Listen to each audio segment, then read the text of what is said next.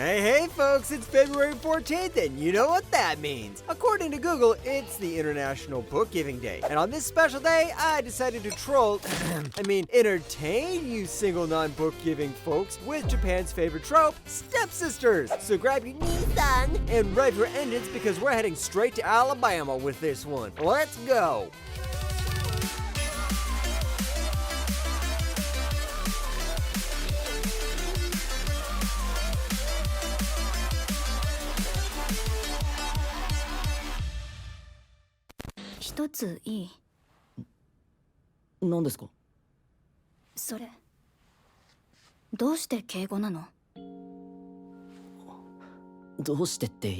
Yu Asamura's life changes when his dad gets remarried, and suddenly Saki Ayase, a popular girl at school, becomes his new stepsister. They agree to keep their distance because both have had rough family stuff before. Saki is used to doing everything on her own to help her family, and Yuta has no clue how to deal with having a new sibling.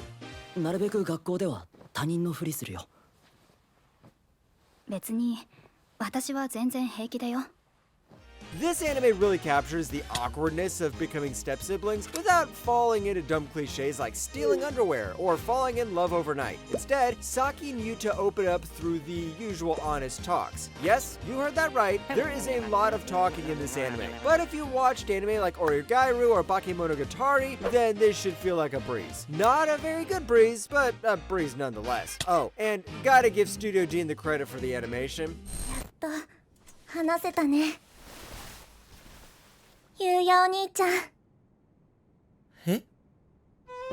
Time for some supernatural stuff. Mitsuki Kanzaki is just a normal high school freshman stuck in a complicated step-family where everyone's a little on edge. Right when she's trying to handle all the weirdness, she literally crashes and ends up sharing her body with Hiyori, a ghost who can't stop thinking about Mitsuki's stepbrother, Yuya. So now, Mitsuki has to help this clingy ghost move on while figuring out her own feelings in the middle of all this craziness.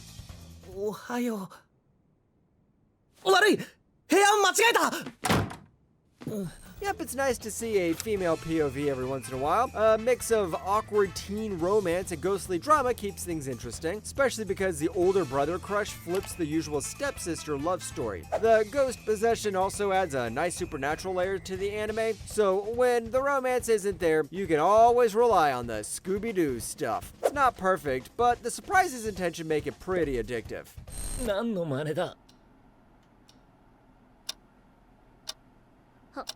話があるから私の部屋に来て。明日じゃダメなのか？ダメ。 Kirino Kosaka looks like a perfect student on the outside. Smart, pretty, and even a part-time model with her friend Ayase, who can't stand liars or otaku stuff. But Kirino's hiding a big secret. She's totally into anime and otaku games. Her brother Kuyosuke accidentally finds out and gets pulled into her geeky world, where he meets some really weird people like the gothic Ruri and the book-loving Saori. っていうかさ、なんでお前妹もののエロゲーばっか買ってんの？なんでだと思う？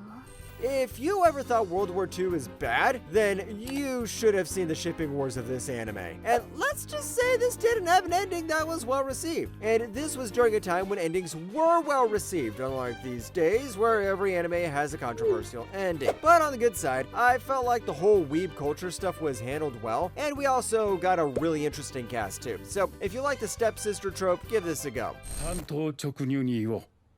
君たちは本当の兄弟ではない。The Shiunji family isn't your average crew. There are 7 siblings who all share one big secret: they're adopted. Everything seems fine until Kotono's 15th birthday, when the truth suddenly pops out. Then Arata, the oldest and future head of the family, ends up in a super weird spot as his sisters start acting way too close for comfort. What used to be normal teasing turns out to be good old tangled mess. 兄弟同士での結婚とかかな。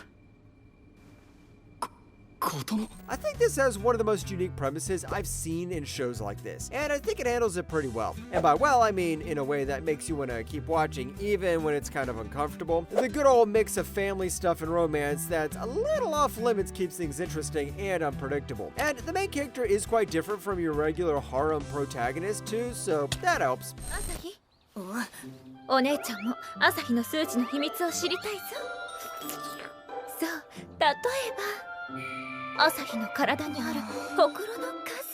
Yep, stepsisters can evade isekai too. Asahi Ikubasa is your everyday otaku who ends up in another world after trying to save a kid. He's hoping to find some cool cheat skills like in his favorite games, but nope, he's just a regular guy. When a scary monster shows up, Asahi's in real trouble. But then his sister Maya appears out of nowhere with crazy powerful abilities. Maya's super happy to see Asahi and is ready to protect him no matter what. 一つ忘れてるぞ、朝日。約束通り。Now, when viewing this anime, you shouldn't view it as an isekai anime with a stepsister, but as a stepsister anime that happens to be an isekai. I feel like that's the best way to enjoy something like this. The story is all about the fun and drama between siblings mixed with fantasy adventure. Maya's fierce determination to keep Asahi safe adds something fresh to the usual isekai stuff, but in the same way, there are a ton of awkward moments that I cannot explain in this video. 楽しく騙されとけよ。測ろうとしたわね。とにかく兄は僕だ。はい QED。解散解散。私が姉よ。 Mizuto Irito and Yume Ayai used to be the perfect middle school pair. Both total book nerds who seemed like they'd be together forever. Then they broke up in a really bad way. Now they're step siblings and fighting over who's the older one in the family. To sort it out, they come up with a game. The loser has to treat the winner like the big sibling and grant one favor. But living together brings some old memories. 水田くんはただの義理の兄弟をいやらしい目で見てしまう悪い子だったのかしら。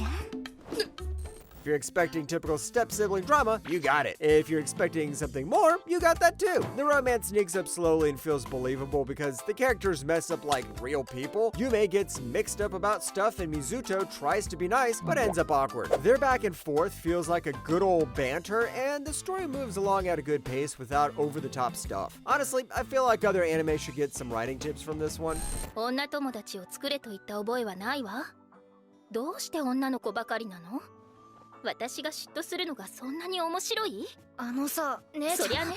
Remember Fruits of Griseia? Well, this is the sequel. Starts off with Kazami Yuji locked up for terrorism. Even though it looks like he did it, Yuji didn't pull off those crimes, and the people holding him have their own hidden plans. Meanwhile, the girls of Mihama Academy come together to have his back, and a new mystery person shows up. And you can guess who that is. いつか必ずあなたにふさわしい女の子を私が見つけてあげるから。将来あなたがナチュラルに女の子を泣かせる男になっちゃわないように。 Is Eden of Griseia some amazing masterpiece? Not exactly. But it hits the spot between over-the-top action and surprisingly deep character stuff. Yuji's backstory gets more detailed in a way that really makes you care. And the characters, especially the new one, Asako, become way more interesting. Yep, and there's a sister too in here, and once again, this anime has some scenes that make you question your sanity. そんな人が貧乏なうちの家に馴染むと思ってんのかな。そう悪く言うな。お前の実の姉だぞ。ああ。やめて。その話聞きたくない。 Nagi Umino is your typical high schooler who loves books, while Erika Amano is a popular social media star. They don't seem connected until they find out they were switched at birth. Their parents come up with a crazy idea: get Nagi and Erika engaged to fix their family mess. Naturally, both of them shut down this plan fast, but with their families pushing hard, things get super awkward while they try to figure out what's next. 娘を頼むよ、ナギ君。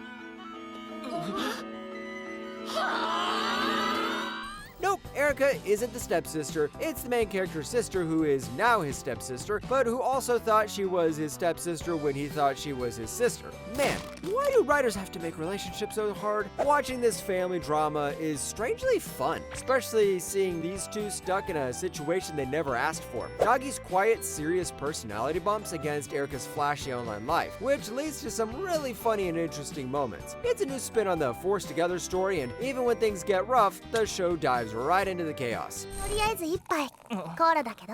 食事中にコーラはダメよ。それよりはいケチャそれはもっとダメでしょ。まずはぐっと一息。 This is like someone thinking, hey, you know what To Love Ru is missing? Stepsisters. Keita Sumino's life totally changes when his dad gets remarried, and suddenly he has these new stepsisters, twins Ako and Riko. But here's the crazy part. These girls are way into Keita, crossing way in too many lines. While he's trying to get into high school, he's also dealing with the attention from his sisters and other girls after him. 照れるな。本当にケイちゃんはいつまでたっても甘えん坊さんなんだから。 This show sneaks up on you just like the sisters sneak up on Keita. It looks like a typical ecchi harem at first, but it's actually a rom-com in disguise. Seriously, if you remove the whole stepsister trope and put in two normal girls, then this would be a perfect rom-com. And there are also some little things like Riko always having a bandage, hint that there's more going on. If you want a show that messes with your head in a good way, bad way, and in a weird way, give this one a go. いい加減にして。夏尾くんには何の関係もないことなんだから。もう私のすることに。 And we're finishing off with the sisters, the myths, the legends, and the one show that set the internet on fire. Natsuo Fuji's world turns upside down when his dad gets remarried, bringing home Tsukiko Tachibana. And with her two new stepsisters, Hina, cheerful teacher and Natsuo secretly likes, and Rui, the girl he awkwardly spent his first night with. Now, Natsuo has to deal with confusing feelings, tricky family rules, and some messy, what do you call it? Sensei romance? Stepsister romance? Step-sensei romance? Well, whatever. ほら、怖がっちゃってるじゃない。